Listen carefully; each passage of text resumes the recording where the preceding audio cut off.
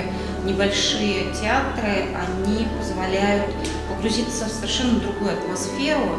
Тема войны очень важна, и я всегда для дочери пыталась это не просто, чтобы она даты заучила. В каждой семье у нас погибли близкие люди. Мне хочется, чтобы она это помнила. Дети, наверное, с 12-13 лет, мы их недооцениваем, они уже очень взрослые.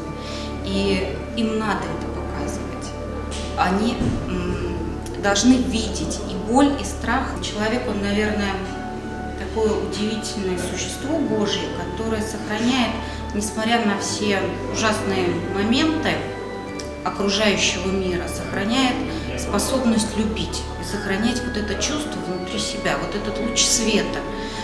И эта любовь может быть к Богу, к ближнему, да? То есть это говорит о том, что у нас есть надежда оставаться человеком всегда, даже если вокруг нас тьма. Это дает надежду на дальнейшую жизнь, на продолжение этой жизни.